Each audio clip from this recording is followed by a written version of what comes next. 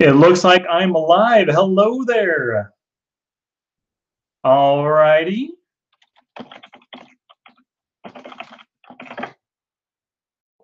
Cool beans. So I've got the chat going right here. Everybody, it's good to see you. Thank you very much for joining. I don't know how it's been a long time since I've done a webinar, but thank you very much. Go ahead and start chatting. Let me know you're here. I want to say hello to some people. We're going to, give it a couple minutes before the webinar really kicks off here. And you know what I'm going to do real quick? Go to a page here, double check that the webinar is up and running.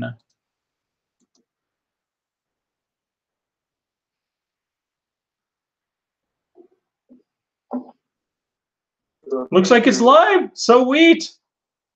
Callie here. Hello there. Mucked for you. Is this broad? Yes, it is being broadcast on YouTube. Mucked for you. JP LaBouffe is here. Hey, what's up? Woody Adams. Hello there. Good to see you.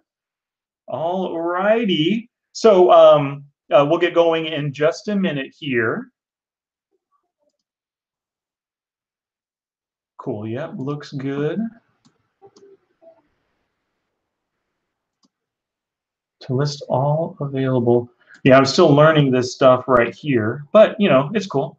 So we've got the Hungry 2. The Hungry 2 is here. Hello. Mucked for you. Good to see you. Great. So we'll get going in just a minute here. I'll share my screen really. Actually, I might as well just share the screen right now, but you see me. I'm here. It's live. Good to see y'all. 6 p.m. December, Monday night. Nice and cold outside, rainy here in Fresno. Hope y'all are enjoying some good weather wherever you might be. All right. So it's got a couple minutes here. I might as well. I'll wait to share the screen for just a little bit. So who has seen the new Spider-Man yet? Oh my gosh, it's amazing. John Gray, good to see you, buddy. Thanks for coming.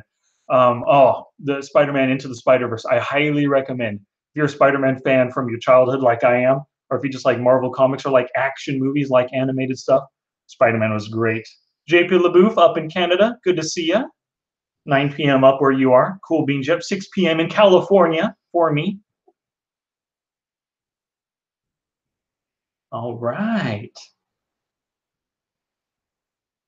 Yep, so we are going to start in just another minute or so. Just give some people time to log on. Maybe people getting okay, thank you, Callie, here. I'm glad you're hearing me and seeing me just fine, But we're just going to give people another 30 seconds or so before we get going. From Chicago. Oh, Chicago Realty Now, of course. Yep. 2 a.m. in Scotland, John Gray. Wow, thanks for staying up, buddy. Your friend's son is Tom Holland. Cool. Wait, your friends? So you've met him before? Who is that here? Mike Gunn. So you've met Tom Holland, huh? Mark Peterson, what is up, partner? Good to see you. Wow, I think Tom Holland is, out of the 3 live-action Spider-Man that we've seen. Kyle Roberts, good to see you. Good evening to you as well. I think Tom Holland's the best. I really liked him in, of course, Captain America: Civil War, and then Homecoming was good, and then Avengers: Infinity War. He was great in it too. He was at your wedding. Sweet. Was he? So, Mike, was Tom Holland when he was at your wedding, or was it years ago when he was just some kid actor and nobody knew him? Mark Hall from Hamilton, hello there. Oh, his dad is Dominic Holland, a fellow stand-up comedian. Sweet. Randy Knowles here from Toronto. Good to see you, Randy. Thanks for joining. All right. Well, it is 6:01. We might as well go ahead and get started. But thank you very much for chatting, everybody. Let me go ahead and do the whole screen share thing now.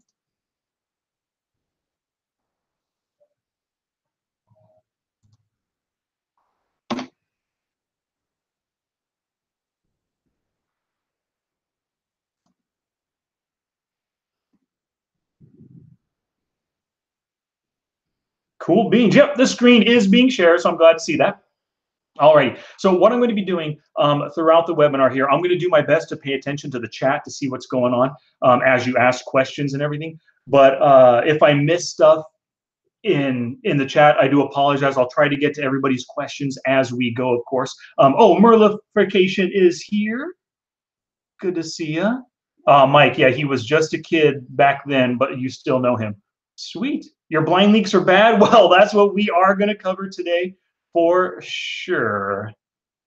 All righty, well, let's go ahead and get to it. So this is the Unprofitable Blind Calling Leak Plugging webinar presented by me from Smart Poker Study. So of course, this is Google Hangouts. Adjust your audio settings so you can hear me. I'm speaking right now, so hopefully you can hear me. Use that chat for any questions throughout, and I will try to answer them. No promises though, because trying to split my attention between two things doesn't always work for me. There will be a little Q&A at the end as well. And I do have a recommendation for you. Have that paper and pen out right now, as well as Poker Tracker 4 being open, because we will do a lot of Poker Tracker 4 stuff. And of course, I go through my webinar presentations pretty quickly. I always have a lot to cover. I really feel that I jam-pack these webinars with value. So later on tonight or tomorrow via email, you will receive a link to the recorded webinar. So you can take your time, go back through it, take notes, and use Poker Tracker 4 to your heart's content to do everything that we're doing here today. And please let me know in the chat if we are good to go. Just say GTG. I know Mike Gunn's good to go. His leaks are bad. Blind leaks are bad. JP LaBouffe says cool. Muck for You says Sarnia. Muck for You, is that where you're from, Sarnia? I've never heard of it. Good to go, JP. Jason Bullock is here, Chicago Realty. John Homan's here. Kyle, John Gray. Sweet, we are good to go, so let's continue on here. Hello again, my name is Sky Matsuhashi, creator of Smart Poker Study. Mark Hall is good to go. Callie here is good to go. Mark Peterson, sweet. Oh, I guess there's like a 10-second delay, so I just kind of continue on and people keep chatting. But keep chatting, please. I appreciate it. I'm a poker player, a coach, podcaster, and author, of course. Husband and father of 2 boys. Hopefully they won't be too loud. They're in the other room right now, kind of goofing off playing games. One's doing homework, one's on whatever video game he's playing online, but if they do get loud, you might hear them in the background. I might have to shush them, but whatever. We'll move on now. So the agenda for today, we're going to talk about, or I'm going to help you plug the leak of unprofitable calling from the blinds. This is something that way too many players suffer from, but actually it's a good thing for all of us right now on this webinar and learning this stuff. We can plug this leak, and then we can exploit our opponents with this leak. There are so many people. Yep. Oh, David Riddles is in the house. Dean Hack is here. Good to see you. Merlification, Woody Adams. Okay, sweet. So let's see here. Step 1. Oh, we're going to cover the 5 steps to leak plugging. I'm going to list them all right now. Step 1 is identify the leak and calculate the costs. Step 2, study leak plugging strategies. Step 3, purposeful practice, always important. Step 4 is conducting session reviews and recalculating quantifiables. Step 5, turn your leak plugging skills into money-making exploits. And at the very end, I will have a special offer for you, so please stick around for that, as well as a special bonus for you. So let's get to work plugging the leak of unprofitably calling from the blinds here. Alrighty, so leaks, they aren't simply a lack of skills or a lack of knowledge. Leaks are actions that we continually take that cost us money on the felt. To know that you have a leak, you must be able to complete the leak identifying sentence you can see on the screen right there. I lose money when I blank. So for today's leak, you might say something like, geez, Sky, I lose too much money when I call raises from the blinds. That is an absolute leak that so many players have. And I'm planning on helping you plug this leak today, right? So playing out of the blinds, it's an automatic losing part of No Limit Hold'em because you're forced to put in money without knowing those hole cards, right? But good players, they're able to minimize the losses. They also use strategies outside of the blinds to take advantage of those who play them poorly. This helps them make up a little bit for those expected losses in the blinds. So that's what we are doing today. So the very first part is of identifying the leak is completing this sentence. The next part is listing the symptoms. So how do you really know that you have this leak, right? Well, listing out the symptoms, they kind of give us, they help in 2 different ways. Number 1, they give us a direction to focus our leak plugging efforts. And number 2, they become useful later on when we work to exploit other players with this exact same leak. So Symptom number one, I'm going to give you 3 symptoms right now. They might be common ones that you think of all the time. You realize you have these symptoms. A win rate worse than if you folded every single blind hand. Symptom number 2, poor blind defense hand choices. Number 3, bad mental game attitude of those are my blinds, I must defend them. So let's dive into each of these symptoms right now. The first symptoms, the first symptom was a win rate worse than if you folded every single blind hand. Let's see, Mug for You just asked a question. Pre-flop online poker part 2. It's actually going to be called post-flop online poker, and it should be coming out April or May. I'm not going to give you a promise, but that's when I plan on that one coming out for sure. So the symptoms right here. Win rates. If you fold every single big blind, you'll be at negative 100 big blind per 100 hands. Folding every single small blind is negative 50 big blinds per 100 hands. Now, these are the numbers that you need to compare your win rates to, your current win rates to. If your win rates are worse than these, then playing out of the blinds is a definite leak for you. Now, sample size does matter, and you want at least 3,000 hands played out of the blinds to give you a good read on your current profitability or rate of loss, I guess you could say. That would be like playing 10,000 hands at 6 max or 15,000 hands at full ring poker right here. Now, good win rates, solid players, they often have a big blind win rate of negative 40 big blinds per 100 hands. And in the small blind, negative 20 big blinds per 100 hands. And of course, the closer you are to 0, the better for sure.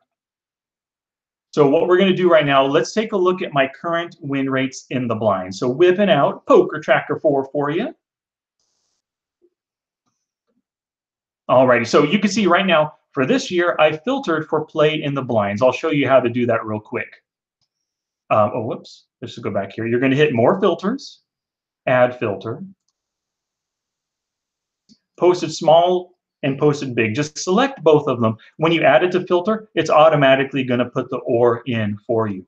So save and apply, bam, all you see is your blind play, right? Altogether this year, 29,990 hands in the blinds. My win rates are negative 22 out of the big blind and negative 13 out of the small blind. Pretty decent, right? I'm doing better than a lot of people consider to be good, and I'm happy about this, but it is only this year, and it's only 29,000 hands. I think it's good enough to gauge that I'm a decent blind player, so I'm happy with these numbers. But right now, if you guys are using Poker Tracker 4, take a look at your win rates.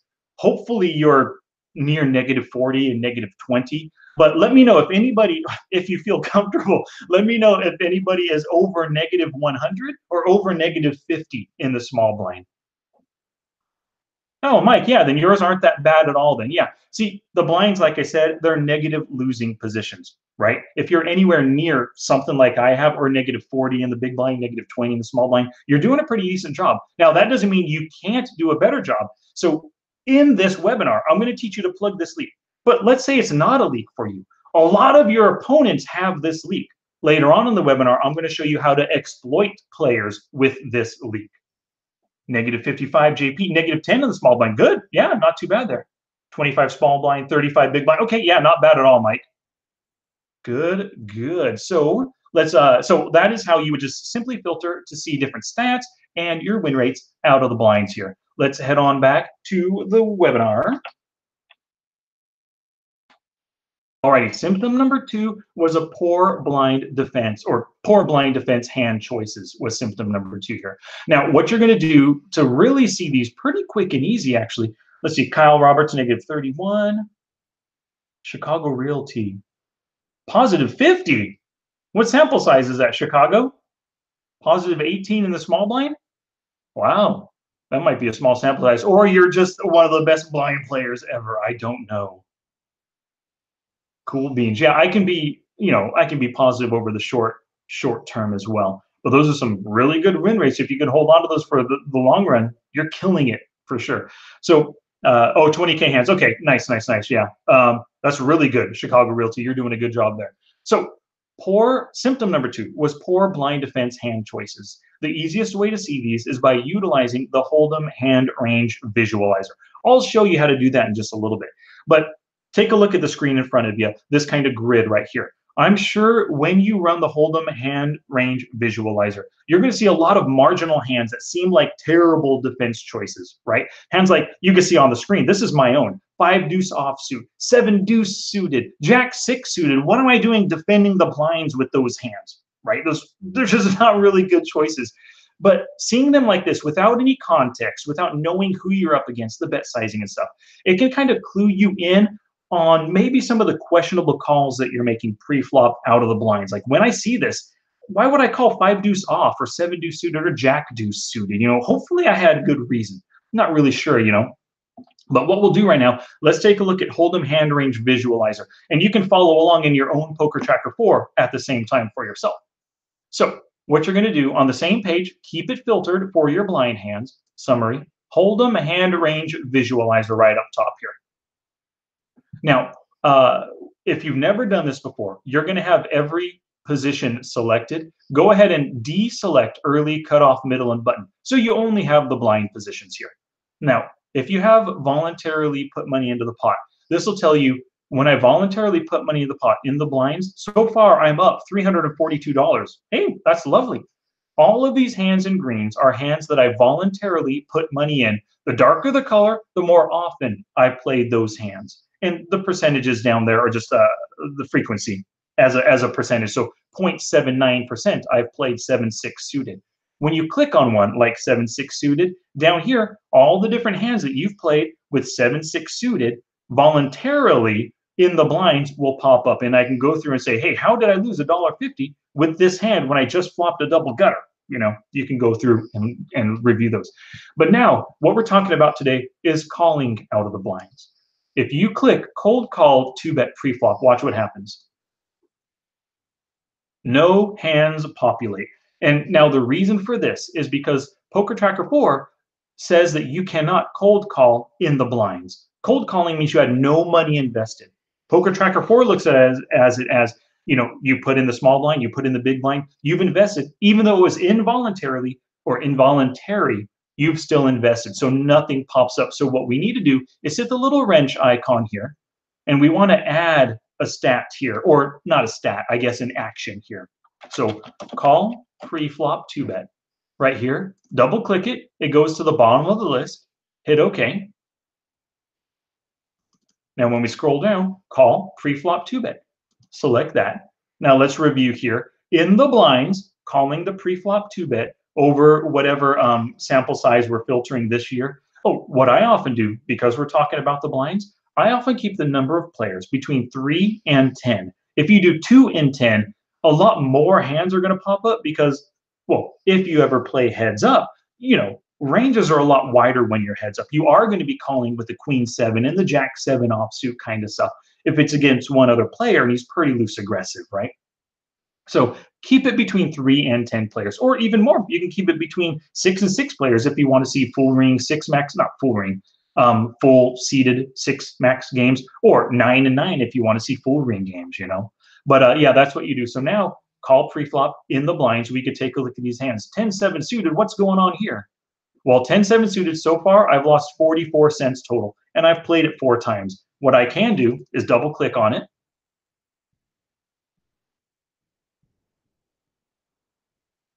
and one at a time, review the hands that seem questionable. Why would I defend here with 10-7 suited? Maybe it was a good reason, maybe not. But this is how you're going to go through and review the various hands right there. Oh, it looks like I was getting a good price. So maybe it was a good call, and maybe it wasn't. All right, so that's how you use a Hold'em hand range visualizer. Really, really helpful. Look at all these other different actions. Call the pre-flop 2-bet, pre-flop, or call the 3-bet, 3-bet yourself, limped with previous limpers. All this kind of stuff. You can see the kind of hands that you're making these plays with.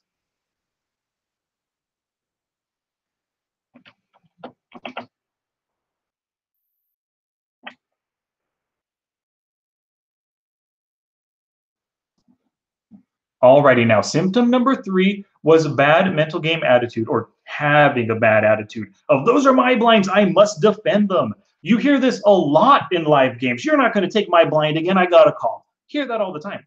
But for online players, you get a real sense of it online all the time. Players see it as their duty to defend the blinds, but this is totally a mistake, right? Your goal in poker is to get into as many bread and butter situations as possible. Now, I've talked about bread and butter in the podcast before. I originally learned about it from Tommy Angelo, but bread and butter is when you are the pre-flop raiser in position versus one or two other players. Now, think about what you're doing when you're calling out of the blinds. Calling out of the blinds, especially in a multi-way pot, that is 100% anti bread and butter, right? When players make these calls, especially if they're like the fourth caller out of the big blind, geez, now you're going to have five players going to the flop, you're out of position, and you called pre-flop, which means that you have a weaker range. I mean, it's just anti bread and butter all the way around. So those were the three symptoms. If you suffer from those three symptoms, you absolutely know that this is a leak of yours. So let's take a look here, calculating the cost for this leak.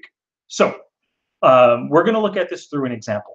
Let's say you played 1,700 hands in the small blind, and your win rate was negative 64.78 big blinds per 100 hands at 25 NL.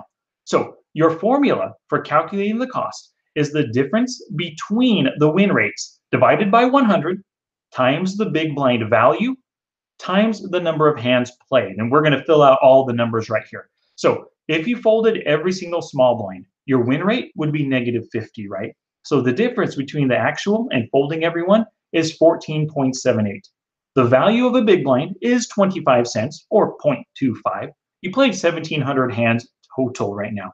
You want to enter these numbers into the formula, and then this is what you get right here. Once you do this and you find out, or you complete the calculation, altogether you've lost 62.82 additional on top of if you would just have folded every single hand. Your bankroll would be 62.82 richer right now, and your win rate would be slightly higher because of it as well. Now, you can even calculate the savings if you had had a good win rate of negative 20 big blinds per 100 hands in the small blind. Now, the difference between this win rate and yours of 64.78 and negative 20, the difference is 44.78 divided by 100 times 0.25 times 1,700 hands means that you cost yourself $190. If you would have played a little bit better, if you would actually achieve a desirable win rate of negative 20 big blinds per 100 hands, your bankroll would be $190 richer right now. So that is absolutely a leak worth plugging, right? 100% it is. Okay, so after you calculate your costs and everything, you've opened your eyes to the money that you're losing due to this leak.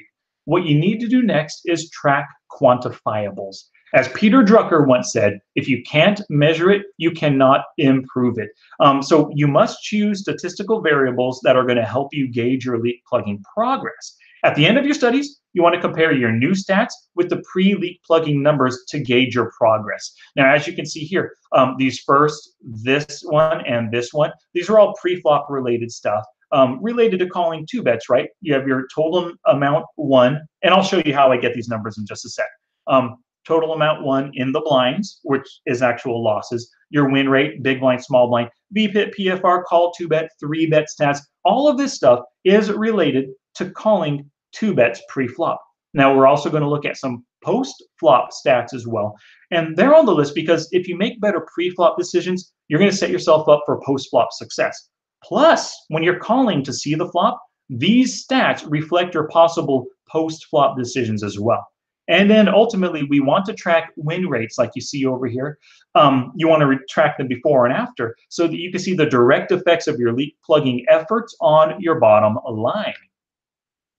So we're going to take a look at the sheet in action, but real quick, if you want to go right now and download the sheet for yourself, just go to smartpokerstudy.com/blind leak quantifiables. When you go to that link, it'll automatically download it, and bam, you will have this Excel spreadsheet for you to start using for yourself. And not only using for this blind leak, you can edit those cells because it's just a regular Excel spreadsheet. Nothing's locked or anything. You can edit them to help you plug any future leak as well. But let's take a look at the quantifiable spreadsheet in action. I'll come back to this page or come back to this sheet in just a minute so you can see that link again, right? But let's see it in action here. So to see it in action, we need Poker Tracker 4 open again. Let's go back to the summary. Now, we have it filtered for just blind play. And here is the sheet right here. Scoot this down. Okay, so you could see year to date through 12/15. So let's say on 12/15, a couple days ago, we decided to plug this leak of unprofitable calling in the blinds. We want to record all of our numbers year to date, a pretty good sample. I mean, if 30,000 hands is your last 2 months, then you could just do your last 2 months. If you want to record the whole year and it ends up being 100,000 hands out of blinds, good, that's up to you. But I always recommend at least 10,000 hands to look at your quantifiables here. So you can see with the filtering, 2990 hands, negative 1,024. My win rates, total, negative 17, negative 22, negative 13 right there. BPIP, 21, 17, and 24. PFR 11, 5, and 7 out of the blinds right here. So you're basically going through and just keeping track or tracking all these different numbers. If we look at, where's blind? I'm sorry, not blind, re-steal. 3-bet steal right here. 3.6, 3.5, 3.7. You can see with those stats, I'm actually pretty darn nitty. That's why my note over here, work to increase these 3-bet numbers. So you're going to go through and just record all the different stats, all the different post-flop stats and everything. Now for the win rates, this is going to require that you do just a little bit of filtering work, which is pretty simple, but let me show you a couple of them right now. So out of the blinds, you want to record your win rates when you're VPIPing first. Go to more filters, add a filter. Pre-flop, voluntarily put money in the pot. Nice and simple, right? Now we've got all these stats here. This is where I got these numbers. So VPIPing, my win rates, 109 as a total, 151, and 83 out of the small blind. Bam, there are those numbers. Let's take a look at that 3-bet re-steal like I showed you earlier. So go back to more filters. You can delete this one. Actions, opportunities, pre-flop. Now, a 3-bet re-steal is a type of raise. So pre-flop raises. There's our pre-flop 3-bet right there. Pre-flop attempted steal. And pre-flop raising the steal, which is 3-betting over somebody's steal raise. Add that to filter. 480 big blinds per 100 hands. So pretty profitable. 418 in the big blind, 557 in the small blind. As you can see, bam, those are those numbers right there. So that's how you're going to go about that's how you're going to go about filling out the sheet. You start with just stats for your play. Let me get this up so we have a bigger view. You start with just the various stats over the time frame, and then down below is you record your different win rates. And like I said, you want to record these because you can't improve what you don't track. And just the act of tracking these and the act of utilizing Poker Tracker 4 is just going to get you more familiar with all this kind of stuff, more familiar with filtering, more familiar with the stats, more familiar with finding different things, reviewing hands. Ace-9 offsuit, how did I win 75 cents? You can ask yourself, you know? So doing this kind of work is just going to make you a more solid poker player, but also just basically understanding all of this kind of stuff that you use on a daily basis while you're playing and improving your game. All right, so let's go back to the sheets right here. So once again, there's the link for you. You can download the quantifiables, smartpokerstudy.com/blind-leak-quantifiables. And most of you have used Excel before. You can easily adapt this sheet to help you plug any leak at all. So now that you know how to calculate costs and which quantifiables you should be tracking, your next step is to do this work. That sheet that I filled out, it took me like 10, 15 minutes to fill out all the numbers, not too long at all. If it's your first time doing something like this, it's going to take you longer. But the more you work at it, the more comfortable you get, the easier it's going to be. So I recommend just spending 1 hour before your next play session, filling out the spreadsheet and starting to look at some hands and everything, you know. Now, after this step 1 is done, the next part of the 5-step leak plugging process is step 2, finding content to study. So in this webinar, I'm going to tell you all the steps to plugging the leak, but it really is a good idea to get the perspective of other coaches out there. So I would recommend that you run a simple Google search for playing from the blinds or poker blind strategy. You'll find tons of content. As you know, YouTube, Google, articles, all that stuff. You'll find some good stuff to study. Now, here's the thing. If you do choose to study outside content of what I'm giving you here, you want to take very good notes. Oh, first off, study one item at a time. Take really good notes in your poker journal, in a Word document, wherever you want to take your notes. Pull something from everything that you study. Put one thing into practice, because if you take your time reading an article, watching a video, listening to a podcast, but you don't put anything to use, you're seriously wasting your time. It's just passive learning. You're going to forget everything that you just studied and spent some time on, right? You want to practice it. Once you feel comfortable, go ahead and move on to the next content to study, the next article, the next video that you want to watch. And just repeat the process. Take notes and practice. Take notes and practice over and over again. Alrighty. So, like I said, I'm going to give you the strategies, the 4 strategies that you need to employ to plug this leak to improve your skills. So the 4 strategies are: utilize call, 2-bet, and 3-bet ranges in the blinds. You also want to change your mental attitude towards defending your blind. Ask yourself, is this a positive EV situation to call? You also want to actively choose who you're playing against. Ask yourself, do I want to defend against this player's raise? So that first strategy right here, you need to create your own ranges or use somebody else's. Now, I really recommend that you use somebody else's if you've never dealt with ranges before. You can build your own ranges by going to smartpokerstudy.com/poker-ranges-creation. That's where I've showed you how to do it before. Or Preflop Online Poker, I tell you how to create your own ranges as well. Whatever ranges that you end up getting or that you end up using, do not stray outside of them in a game. You currently call way too many hands, right? That's the reason that you have this league. What you need to do is restrict yourself to calling with only the hands that are in the calling ranges. So, for example, if the worst king in your calling range is king queen suited, do not call with king jack suited or king queen offsuit. Train yourself to be tighter, right? This is going to it's just going to improve your game. You want to just course correct the other direction big time. Now, ranges are not meant to be followed blindly. It's okay to fold hands within your range. So oh, I'm sorry, I just got lost here. Yeah, it's okay to fold hands within your range. Let's say king queen suited is in your calling range, but a super nitty player opened under the gun. You might not want to call with king queen suited. He might only have ace king, ace queen, queens, kings, and aces in his range, right? So don't stray outside of the ranges, but don't automatically call with anything within the range as well. And for every call or 3-bet that you make, you want to create a custom hand tag. The one I like to use is blind leak and you want to tag every hand where you call or you make a 3-bet. By tagging your hands, they're easier to find, and the tag serves as a reminder to make you study those hands in your next study session for sure.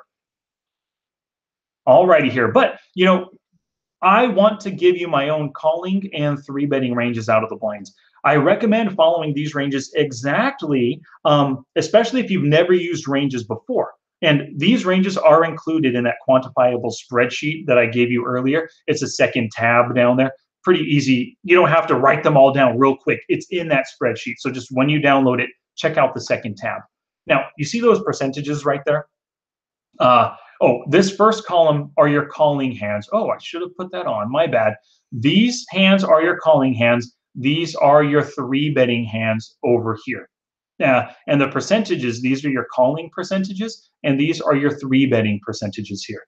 Now, for example, in the small blind, let's see here.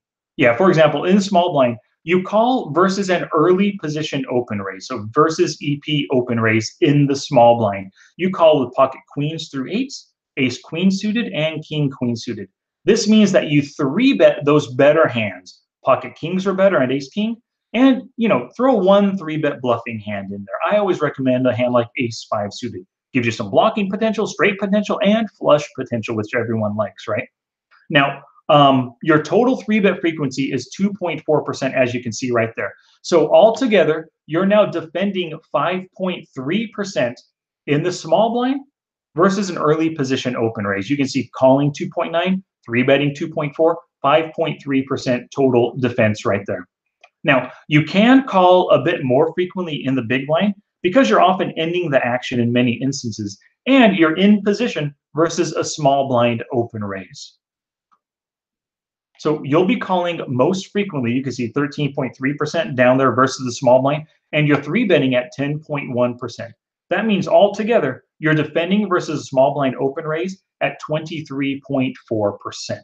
Now, some of you might be thinking, Sky, dang, these ranges are just way too freaking tight. And my response to that, yes, that's the point. You should make a big correction in the other direction to plug the lead.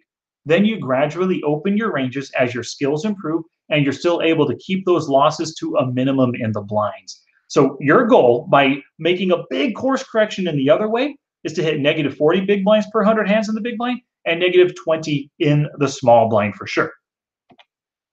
So your task, now that I've given you these ranges, over the next week, use these ranges for every play session this week and the next week.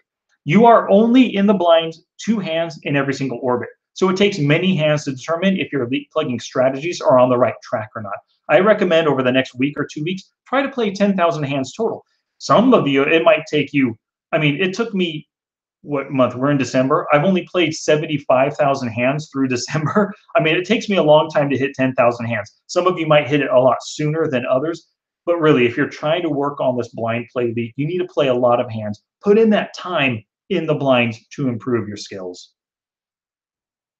All right, let's talk about the second strategy. Change that mental attitude, right? You need to view the blinds as dead money or money belonging to the pot. It is not your money anymore.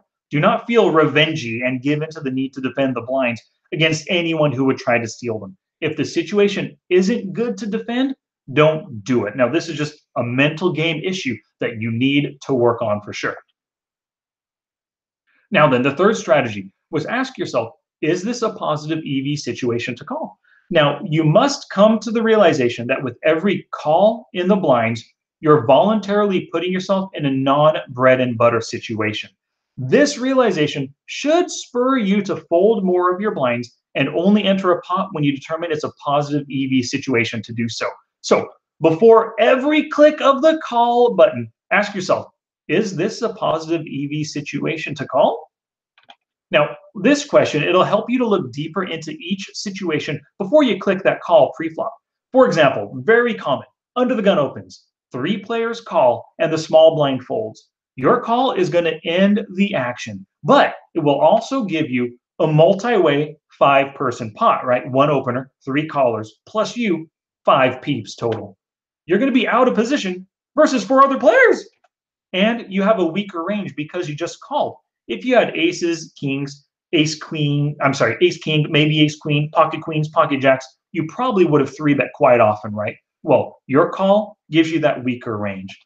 So your jack 9 offsuit or your ace 6 suited or some of those hands that I was calling with earlier, what was it, jack 6 suited, 5 deuce offsuit, that kind of stuff, from that Hold'em hand range visualizer, they need to flop something great in order to make money in this situation for sure.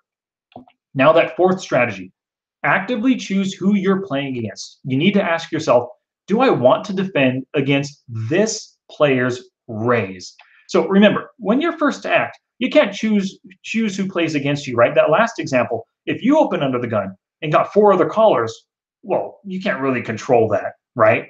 But versus an open raise and you call or you make the 3-bet, remember that you are doing so against this player. You want to know who you're up against and what their post-flop tendencies are. Let's take a look at one example. Their C-bet is at 80%. Well, if that's the case, you need to expect the C-bet almost every time that you check and just about every flop that they see, right? If you have a value hand, you can plan to check raise for value or check call, then assess on the turn, maybe even check raise again or donk lead. What if you have nothing? Well, you can plan to check fold if you whiff the flop, or you can check raise bluff, or maybe even donk lead bluff. That's up to you. But those are some options right here because you are expecting him to C-bet. What if you have a draw? Well, you can check call if the price is right, or check raise as a semi-bluff maybe. What if, on the other hand, your opponent, instead of being a frequent C-better, they're very flop honest, and their C-bet is at 40%. Great, we love flop honest players, right? You want to bet as soon as they show weakness. So if you are, let's say you're in the big blind versus their small blind, well, as soon as they check from out of position, go ahead and bet because they didn't C-bet. If they check behind on the flop, go ahead and lead out on the turn. Not always, but those are just some of your options right there. But you're really, there are so many ways to exploit your opponents, but you can only do so if you know your opponent and you know some of their tendencies. Your HUD stats are a great place. Any notes that you make on them are good as well. So, well, what we did right then, we talked about all the different, those are the 4 strategies that you're going to employ to help you plug this leak. And they're strategies that you need to use in every single play session and be focused on it in your play session. Now, the next thing you want to do, this is a really critical thing. You need to list the exploits. Your studies are going to give you insights into how your opponents wittingly or unwittingly exploit your leak. Knowing these are going to help you look out for them in game, and they'll help later in step 5 when we talk about exploiting your opponents. So here's how players may exploit your leak of poor blind calling. They raise with ranges well ahead of your calling ranges. They raise to isolate your blind so they have post-flop position. They fold to a lot of your 3-bets if you're a tight 3-better. They bet frequently from in position when you check the flop or the turn. They will double barrel if they notice turn honesty, which is basically a higher fold to turn c-bet than a fold to flop c-bet. They will also triple barrel for value if you are a station who can't find a fold. Now, looking at this list, sure, some of your players do these things on purpose against you, but some of them just kind of do it unwittingly. They're going to fold to your 3-bet because maybe they're tight as well and they don't like to continue versus 3-bets if we look at this, the third one here. So this is what they do wittingly or unwittingly. So now that you know how your opponents exploit your blind tendencies, you can learn to look out for them and make profitable pre-flop decisions that limit their exploits of you. Tightening up and following solid hand ranges is the single best strategy you can take to alleviate many of these problems. Merlification asked a question. What is a high fold to turn c-bet? A high fold to turn c-bet would be anything higher, 60% or higher, 70%, 80% is really high. If players are folding that frequently, you should be bluff betting every single turn if possible, for sure. Unless the turn card totally smacks their range. Alrighty, so step 3 in the 5-step process, leak plugging process, is to play with purpose. Now, you must play multiple sessions so you can practice those 4 strategies, right? Practicing one of those strategies one day and then one the next and one the next 4 days in a row, that's really not going to be good enough. You need to do this stuff over and over again. So play those multiple sessions. Now, I always work on new skills by playing a few focus sessions along with my normal volume sessions. First, focus sessions are where you play a minimal number of tables so you can fully pay attention to the action and so you can find opportunities to put your new strategies to use one at a time. Volume sessions, on the other hand, that's where you play your standard number of tables, but you try to keep that same focus at top of mind. As you play with purpose, you want to focus on one of those 4 strategies that I gave you. Write that action step on a piece of paper to keep in front of you as you play. You want to stay focused. It is so easy to let your mind wander, to be distracted, and not focus on that one strategy, right? And like I mentioned earlier, you want to create that special tag that says blind elite and tag every important hand, because these tagged hands, they will be the first ones that you focus on in the next step. So, which is study with purpose. So the content that you study off the felt, it might give you ideas for things that you can dive into, right? Maybe you, for example, let's say you read an article and the article talked about how to play with small pocket pairs when you miss your set on the flop. And as you know, a lot of those calls that you make out of the blinds are with pocket pairs in an effort to flop a set, right? But you want to know, or by reading this in the article, you get the idea, I'm going to filter for this and find 10 hands where you lost over 30 big blinds without a set. This is a really good learning opportunity, right? The article talked about what to do when you don't flop a set. There were 10 instances where you lost over 30 big blinds without a set. You probably should have folded on the flop without your set, right? But maybe there was something that kept you in the pot. Maybe it was a mental game leak. Maybe you flopped an open-ended straight draw with your pair of 4s and you just could not find a fold. Whatever it is, this is a great learning opportunity. You want to definitely study those hands. And of course, when you're studying with purpose, session reviews and hand reviews are very, very important. And let's talk about that right now. Session reviews. Every play session, you want to do a session review the following day. You want to study all of your tagged hands and those biggest losing hands. What you need to do as well is filter for the leak of calling two bets from the blinds, right?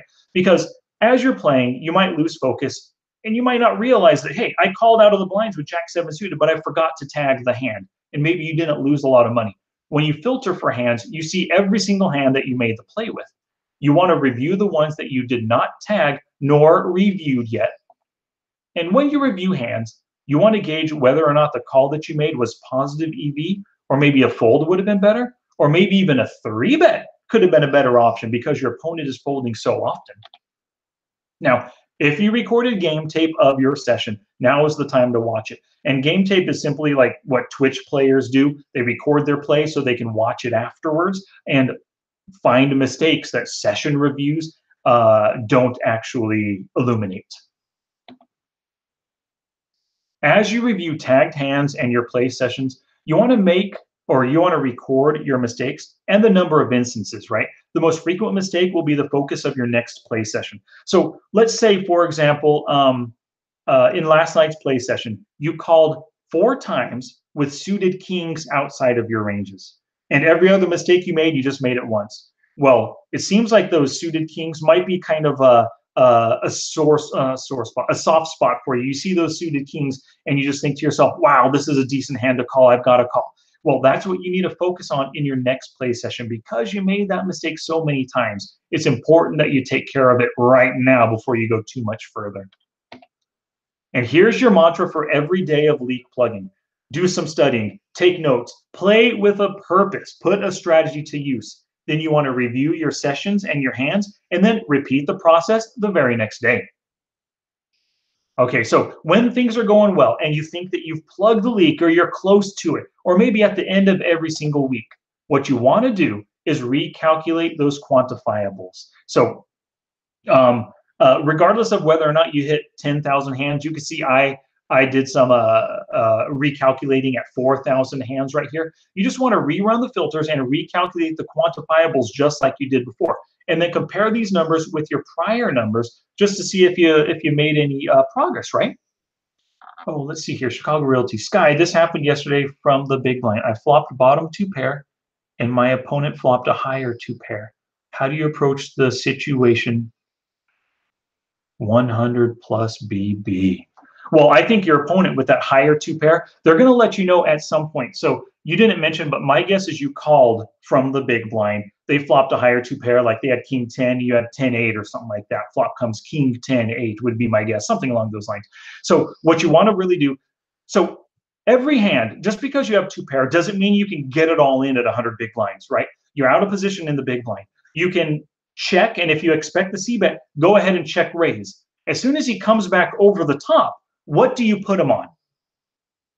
If he does come back over the top, right? So you check raised. He made the 3-bet. Wow, he really likes his hand. He raised pre-flop. He could have pocket kings. He could have pocket 10s for a top set or a second set. He could have king 10 2 pair. He could have ace king as well. But your bottom 2 pair, right now, it's not the prettiest of hands. It can get value. So you're probably better off just calling against that 3rd raise or the 3rd bet pre-flop. He bet, then he 3-bet, right? And then sometimes those kinds of situations are just coolers where your opponent catches a better hand, and with the way the betting is going and stuff, you end up getting it all in on the turn. That's totally possible. There's not one way to play those hands. You want to basically play against your opponent. Let's say your opponent is very flop honest. What if their c-bet's only 42%, right? You checked, they c-bet. They're flop honest, so they probably c-bet with pairs and really good draws. You check raise, they came back over the top. That means they really like their hand. Ask yourself, are they the kind of player to get it in with top pair, top kicker, like ace king on a king 10-8 board? Or are they the kind of player that would only get it in with a set or a really strong 2-pair hand? If your answer is they would only get it in with sets and really strong 2 pairs, it might be a good time to fold that bottom 2-pair hand, right? Good players, they can find the folds in those situations when they know or when they really suspect that they're beat. So what I would do if I were you also, Chicago Realty, is tag that hand, review it right after this webinar, whip out Flopzilla, and do a full-on hand reading of it as well. And you might find, depending on the plays that your opponent made, it might have been super obvious that your bottom two pair hand was beat on the flop or on the turn. You might have been able to find a fold somewhere along the way. So that's what I recommend. All right, Dean asked a question. Live play, how do you adjust your range against a straddle? I'm sorry, Dean, I'll be honest, I'm not going to answer that one for you because I don't play live that often. It is something I'm going to be doing more in 2019. And against a straddle, I don't have a really good answer for you. But here's, okay, just thinking about what I would do. The straddle, they put in an extra sized bet pre-flop without knowing their cards. So just treat it. This is how, without really knowing the strategy, because to be honest, I don't play live and I don't play straddles that often. Let's say it's a 1-2 game. He puts in that $4 straddle, then don't treat it like a 1-2 game. Now it's a 2-4 game. Just treat that straddle as the big blind. And if it's going to take a 5x bet to get everybody to fold to steal the pot, you've got to make it 20 bucks instead of your normal 10, right? So just that's how I would do it. I'm not going to say this is the best strategy, but from my outsider's perspective, that's what I would do against a straddle. Treat it like a new big blind. Cool beans. So let's actually take a look at this in action right here, my recalculated quantifiables. So I went back through and recalculated at 4,000 hands. This is one thing that I came across. My call two bet was 14%. After I did a week of study and play, now it's 16%. My call two bet, so it went up a little bit, but I'm trying to keep my calling kind of down, right? But here's the thing. My calling percentage went up a little bit. But down here, my win rate when calling went up as well as a total. Big time in the big blind, it went down a little bit in the small blind. So my call two bet win rate increased. So this increase in calling two bets, it's okay. And you can see in parentheses for now. So it's something I might want to watch out for. The next time I play at the end of my next week, if it goes up to like 18 or 20%, and then all of a sudden my win rate drops to like, I don't know, -10 or something, then maybe I'm slowly becoming too loose and I'm not following my ranges. I'm not thinking about the situations, not thinking about my opponent.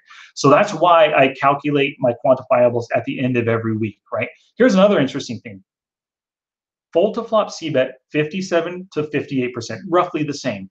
But look at that fold to turn c-bet, 37 to 29. I am way more flop honest now. Essentially, I make my decision on the flop, so I fold,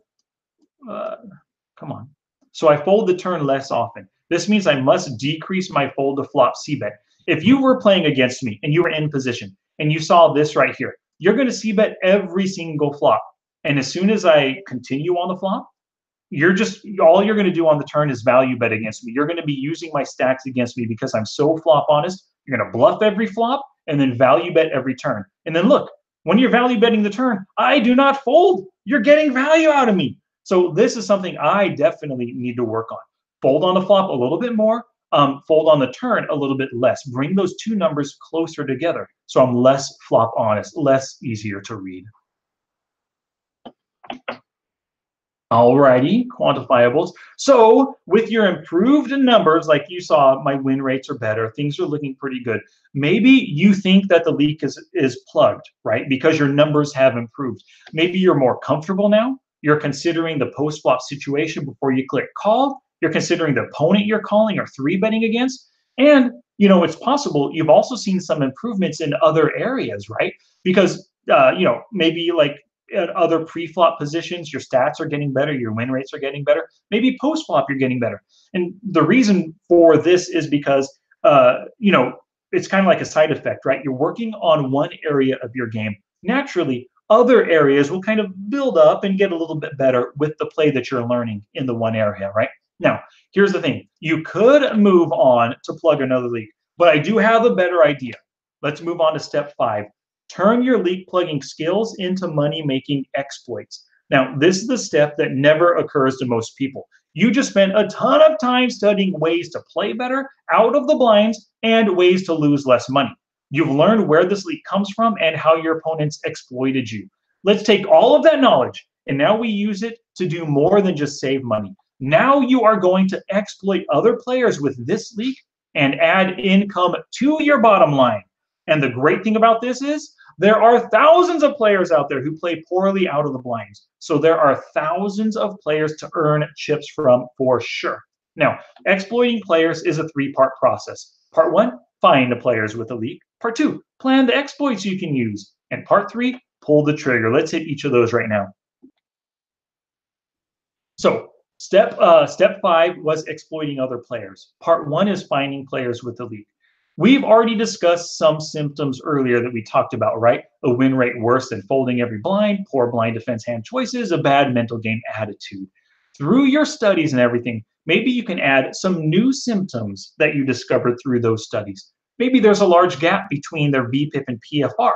Players with this leak, maybe they have something like 36-10 stats, or VPIP and PFR, 36/10 with a 26% gap between the two. Maybe their call 2-bet stat is at 15% or greater. That's a definite clue that they call too often. Their 3-bet reseal is 2% or less. That means they're strictly value 3-better. And their 3-bet, their fold, they fold a lot versus C-bets at 50% or greater. Earlier, I answered a question, 60% or greater. 50% or greater is something that it's kind of indicative of folding a lot, but 60, 70, 80, the higher it goes, the more they like to fold for sure. Now, you probably already know a lot of players that you can name that have these exact same symptoms right here, right? But you can find more players to exploit in your database. And let me show you how. What you want to do, and I'll show you how to do this in just a sec. I'll just go over it first. You want to run an all players report under my reports. And then what you want to do is filter for blind play. This is what the report's going to look like. And then once you filter for blind play, it'll just pop up stats for when they're playing out of the blinds, right? Now, what we want to do is we're looking for players who call a lot out of the blinds and fold a lot to C-bets. Helpful stats for that is call pre-flop 2-bet, fold to flop C-bet, and then fold to turn C-bet. Really good stats for us to use. And as you can see right here, bam, let's pop this up. All of these players that are now boxed in blue, they're pretty good targets, right? Look at Sky is a limit. That's not me, I promise. Sky is a limit.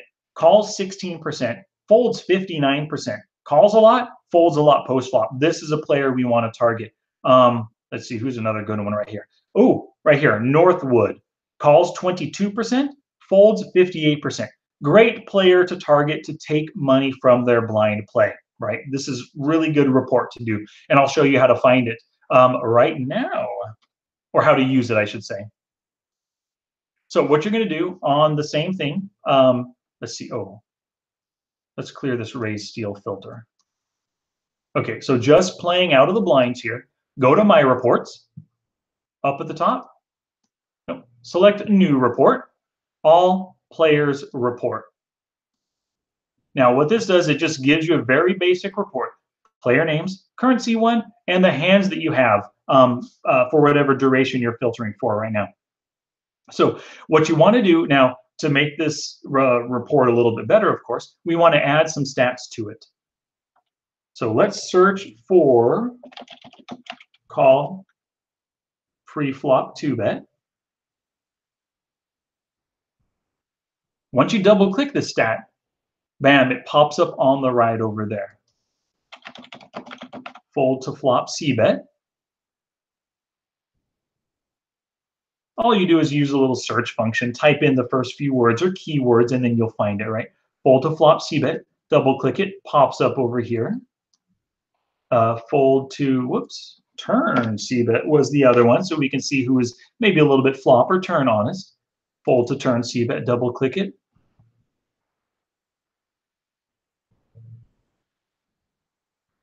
Bam, now the whole report is right here. We want to find players who have a call pre-flop 2-bet somewhere higher than 15%. So let's click this. We can sort it by this, a lot of 100%, but let's just scroll on down to somewhere around 15 to 20%. Yeah, let's look at this area right here. So all of these players, you can see, we could just go through and ping tennis. I only have 300 hands on him. He calls 18% out of the blinds. Remember, we have the blind play filter on. Folds 52%, pretty decent target right there. Let's see if we can't find another one. That's only 28 hands. 400 hands. Okay, calls 19%, folds 70%. Tornado 8119 as a good target to tackle with our newfound skills. Not enough hands. So you can see just going through. Ooh, this is a pretty decent. Well, this player's lost plenty of money. They call 18%, fold only 44, but by losing so much money out of the blinds, they probably have some other leaks that we can kind of exploit in this instance as well, right? So this is how you would use this report. And then at the end, once you have your report made, go ahead and save it. You can, call it new report one or actually change the name on that report. Bam! This is how this is another way to use your database to find exploitable players.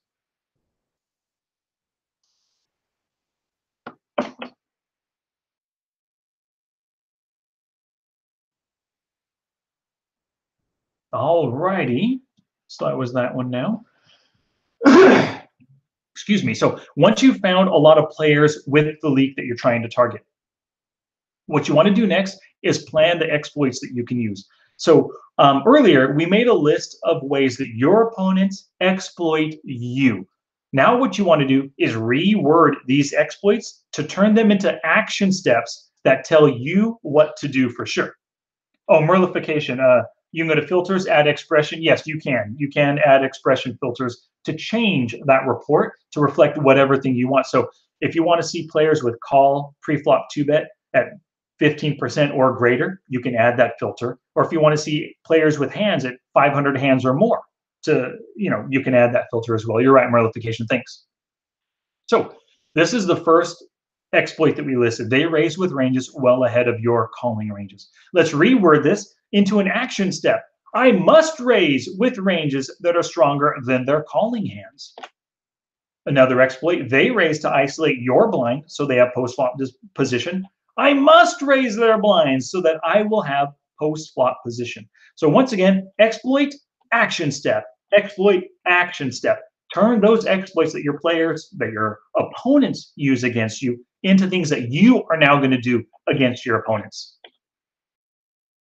All right. And what you want to do is print all of these out, all of these action steps, print them out so that you have them in front of you as you play to help you remind yourself what your goal is or how you can exploit your opponents. Now, all of this, finding the opponents, planning the exploits, it goes to waste unless you do step 3 or part 3, which is pull the trigger, as Wesley Snipes would say, as Blade would say, right? So you want to play focus sessions of 1 or 2 tables where you actively try to exploit opponents with this leak. Test out the list of exploits at every positive EV opportunity. Now, what I do is I color code these players green. You can see the box right there around the HUD stats is green. Green just stands for money, means that this is a profit source of mine. Remember their stats. So this player is a 36-10. They have that 26% gap between VPIP and PFR. Look at that, 42% calling 2-bets. Lovely. 3-betting at 0. It's a small sample, but 3-betting at 0 means, hey, they are 3-bet honest. When they 3-bet, I know they got the goods. I can fold a lot of my marginal hands. And then that fold, that F67, that's fold to C-bet, 67%. It's a small sample. Like I said, we've only played 62 hands with them. But hey, this is a good start, right? This player calls a lot pre-flop and folds a lot post-flop. So we can try our exploits against them. Now, you also want to utilize the little notes with Poker Tracker 4 or whatever HUD that you use. And a note could be calls too frequently from the blinds or calls too frequently and folds post-flop. Whatever your notes are that helps you exploit the opponents. Now, tag every single hand where you have the opportunity to use an exploit, whether you do or not. You've got to do that in order to study each tagged hand. You want to record your mistakes and resolve to fix them. You want to work on this exploiting. The better exploiter you are, the more money you're bringing to your bottom line. Now, successfully exploiting this leak and others, it's going to require more play and more study. But don't back down now. This is how you're going to add to your poker bottom line. And I've said this before, a penny saved is a penny earned, and that's totally true in life and in poker. But here's the thing. Exploiting leaks adds nickels, dimes, quarters, and dollars to your bottom line. So save those pennies by plugging the leaks, and then now turn them or flip them around, and now use those skills to exploit leaks to add more money to your bottom line. All righty. Well, whew, that was a lot. I just did a lot of talking. Let me take a little drink of my green tea here. Nice and cold now, let me tell you. All right. So, excuse me. Now, you can go ahead and keep typing questions. I'll keep answering your questions if you have any. But thank you very much for sticking through to the end right here. Now, I do have a special offer just for all of you. Now, I want to create the Smart Poker Leak plugin course, and it's going to be a pre-sell course, right? I'm going to pre-sell. This is going to be my very first course. I've never created oh, thank you very much, Merlification. I appreciate that. Nicely organized. Oh, thank you, John Gray. So I'm creating my first course. It's fully mapped out. I just have not made it yet. So you might be asking, Sky, why are you doing a pre-sell of the course? Well, I know that a leak plugging course is extremely valuable, but I'm not sure if my audience, if you guys feels the exact same way, right? I just don't know yet. The course pre-sale will prove it. If 10 people purchase the course before December 24th, just based on the proposed concept, and I'll go over the whole concept in just a little bit, then I know the course is worth creating. So right now in YouTube, if you go below in the notes right there, you can click on the link to check out a little bit, learn a little bit more about the course, which I'm going to go into now. But if you use offer code Trailblazer, you'll get $200 off, which is 40% off of the course for sure. Let's see here. Oh, we got some questions. I'll come back to your questions just a little bit, guys. Let me dive into this just a little bit, and then I'll get to your questions. Oh, thanks, Dave. I appreciate it. You're welcome. All right. So for those of you who are live on the webinar right now, if you purchase it within the next 15 minutes, I'm going to throw in a free copy of one of my webinars, and there's all my prior webinars. What I'll do is I'll send you an email with a link, and you can view each of these webinars. Whichever one you select, I'll send it to you for free. This is a $50 value from my prior webinars here.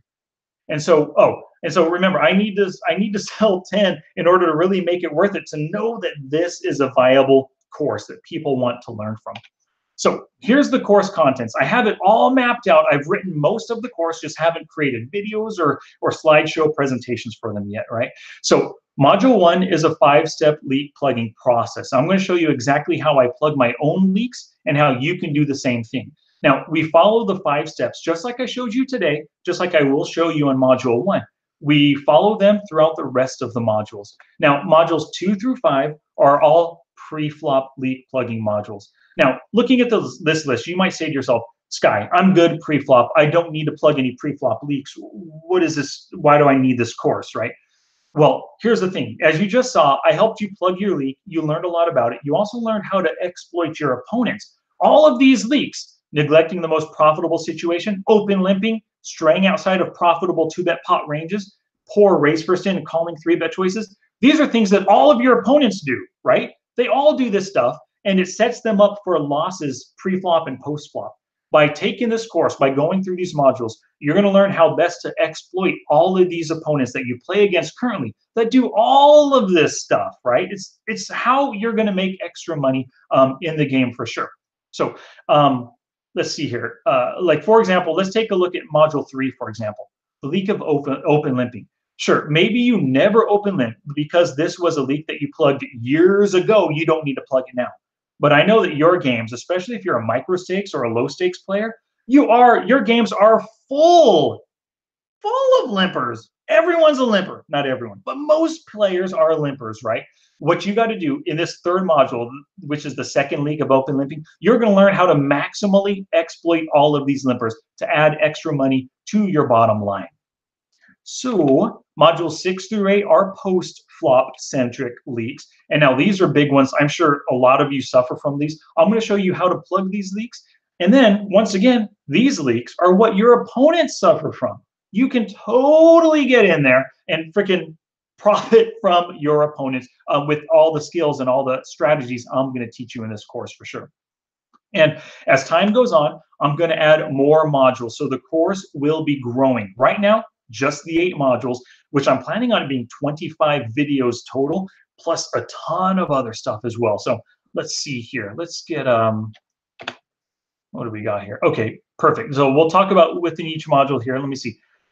Chicago Realty said, Sky, since you lose 50 big blinds, small blind, would it make sense to simply ask yourself in the small blind, is my hand going to be good at least 50% of the time against this type of opponent?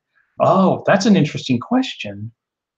Is my hand going to get at least 50%? Yeah, that's one way to look at it, but in the small blind, I'm not really fond of that because in the small blind, what you're doing in the small blind when you're thinking about calling, you still have the big blind left to act. That's why on those prior ranges that I showed you, the small blinds are my small blind calling and three betting. That's when I'm the tightest, right? Just because I still have one player yet to act who can screw everything up. I could throw out that bluff three bet out of the small blind. But if my big blind opponent loves to bluff four bet, I'm going to get blown out of the water. I'm going to lose all those chips, right? So I don't really think that's one of the best questions. You can try it for yourself, Chicago, and let me know how it goes for you. That's the kind of question I wouldn't really ask, but it might work to help you really think about the situations that you're going to be putting yourself in when you're calling out of the small blind. Let's see. Funnelicious says, I plan a site that does not allow trackers. Currently, the only quantifiable I have is big blind per win. Do you have any suggestions that would be a better way to track my progress with leak plugging? Okay, all you have is win rate. And if it doesn't allow trackers, then,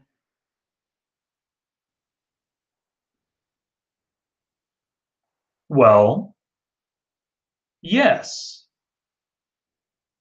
you can track your progress with the effects to your bottom line, right? If you're currently improving your skills, let's say everything that I taught you today, Funnelicious, you put into use over the next 3 weeks. Let's say your bankroll right now is $1,000, just for a nice round number. Um, uh, and over the past 3 months, you've been slowly losing from 15 to 14 to 1,300, 1,200, 1,000. If you put everything I discussed today into practice, I I would imagine if you're doing things right, if you're taking the time to practice everything, to study your hands afterwards, your bottom line is going to increase. You're going to be going from 1,000 this month in your bankroll to 1,100 next month to 1,200 to 1,500 the month after that. So I'm thinking that's how, if I were you, I would track my leak progress. You can't track quantifiables because your site's not allowing you to have quantifiables. Your progress is going to be measured by your bankroll. So that's what I would do if I were you, Funnelicious. Just pay attention to that for sure. Oh, and you manually calculate your win rate. Oh, well, cool. Yeah. So skip the win rate. If you're manually calculating win rate, skip that. Just look at your bankroll. If you're actively working on your game, you're taking steps to study things off the felt, take notes, put them purposefully into practice. Bam. That's what you need right there. That's what is going to, well, that's what's going to show that your leak plugging process steps are working for you. Totally. All right here. Thanks so much for information. I picked up a few things that I will incorporate into my game. I like your expression, three bet honest. Oh, well, sweet. Thank you, Chicago Realty. All righty. So in the leak plugging course, each module, there's 8 modules total. Each module will have 3 different parts, right? Part A is identify the leak. We did that today. That's step 1 in the leak plugging process. You're going to learn to identify the leak and its symptoms, calculate costs, and select quantifiables. And actually, I'm going to give you the quantifiables for each and every one. Part B is leak plugging strategies. Like I gave you those 4 strategies today to plug this leak. I'm going to teach you those in part B of each module. Part C is finding and exploiting this leak in other players. So those 3 parts at the end, finding the leak, listing your exploits, and then pulling the trigger. That's where we're going to teach you to flip the script and exploit other players with your leak. And then steps 3 and 4 are going to be, basically playing with purpose and then studying with purpose and doing session reviews. Those, throughout the 3 parts, I'm going to constantly be giving you things to practice, tasks to complete, to put things into action right here. And throughout in each module, I'm going to have quizzes and supplemental materials. The supplemental materials might be like PDFs or additional videos to give you additional information on whatever it is I'm teaching. All right, so this course is all about active learning. You're going to play with purpose. You're going to study with purpose. You're going to take notes. You're going to complete each of the tasks I give you. And the reason you're doing all this is because skills are best learned by doing. There is no passive learning with this course. It's not going to be like any video course, any book, any set of articles that you've ever read before. I am going to put you through your paces, playing with purpose and studying with purpose for sure. You're going to love this course. So there are some course bonuses that come with it. Well, once again, if you click on that link at the bottom of the YouTube video, or if you're on the website right now, click on that link, use offer code Trailblazer to get $200 off with the offer code. Course bonuses, you're going to get my Smart HUD for Poker Tracker 4. You're going to get my entire KISS cash game ranges. Plus, I'm going to give you my KISS ranges for import into Flopzilla for very quick equity calculations. It's super useful having those ranges built into Flopzilla. I'm going to give you a 30 ways to study PDF as well. And then I'm going to give you custom reports. Just like today, I showed you that custom report for finding players who call too frequently but fold post-flop. I'm going to give you tons of those kinds of reports with this course. And then plus, for anybody who purchases in the next 15 minutes, like I said, you are going to get your choice of a free course for sure. All righty, let's see here.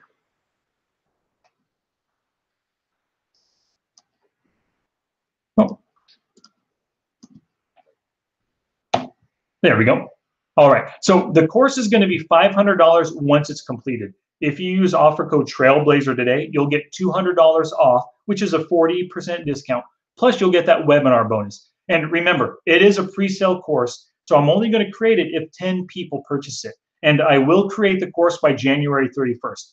Plus, there is a 30-day money-back guarantee, and that guarantee will start on January 31st. So from that date, when I have all the course materials in, all the videos are in, all of the quizzes, all the PDFs, all the additional materials, everything is in, that's when the 30-day money-back guarantee will start. So once again, please visit that link right there. Use code Trailblazer. All righty, everybody, that's actually it. You know, the code Trailblazer is going to be good all the way through December 24th. And when I send you the link for the webinar tomorrow, I'll resend the URL and the offer code too as well for you. So, well, that's actually it for the webinar. It went a little bit longer, an hour 15 instead of just a straight up hour. But yeah, thank you very much. If anybody has any questions right now, now is the time to put it in, or to put it into chat right here. Oh, you're welcome, Chicago. Cool beans. Merlification, what's that versus big blind per 100? Is that something I was talking about? Do you have a question there? Dean Hack. Hey, yeah, thank you, Dean, for participating, for being here today. I appreciate it.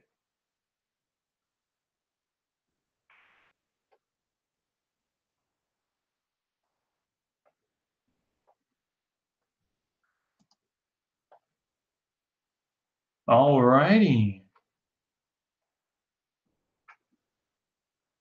Well, I don't see any questions coming in. If anybody does have a question, you can always email me, sky@smartpokerstudy.com. More than happy to help you out with whatever you need. And yeah, I'm hoping that I get 10 people to purchase this course so that I can create it, because you know, I think it's a valuable course. But if all of you don't really, if nobody wants to purchase it, then it's not a course worth making. You know, there's probably other stuff I could do. Oh, Chicago Realty has one last question. What's up, buddy?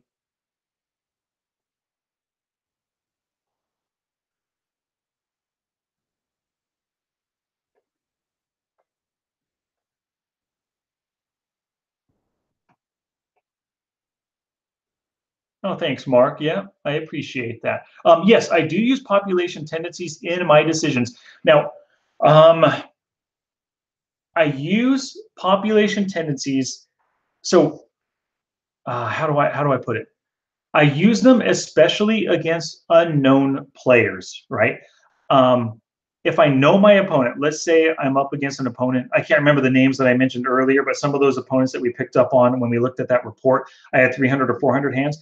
If I have a lot of hands on the opponent and I know basically how they play, what kind of player they are, I see some of their post-flop and pre-flop stats, I'm going to play specifically just against them. But if I'm up against somebody, first time seeing them, I have 10 hands on the person, 20 hands on them, then I'll use population tendencies, right? So if somebody decides to 3-bet me from the small blind or big blind, oftentimes I'm going to be folding, especially a lot of those weaker steel hands, because at the tables that I play, very few opponents seem to be able to three bet bluff out of the blinds. Very few in comparison, as a percentage of the entire field. Most players do a lot of calling out of the blinds, which is why this webinar was so great. You're learning to exploit those players. And so if I don't know who they are, they're three betting out of the blinds, I'm going to assume it's for value. If I have a hand that can compete, let's say I think they could be three betting with like tens or greater, and I have jacks or ace king, totally, I'm going to be calling or maybe coming over the top. So that's how I use population reads, normally against unknowns.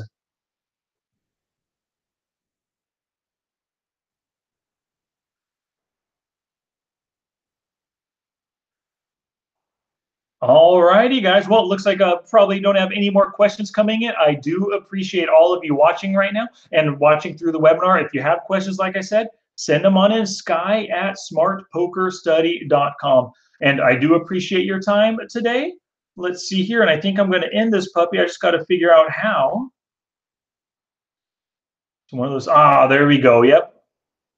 All right. So, John, is the new course 300 with the discount? Yes, the new course is 300 with the discount if you use that offer code Trailblazer right there. Hey, Chicago, Merry Christmas to you too, buddy. Thank you very much. I appreciate it. Only 8 days away. Got to do some more gift shopping, of course.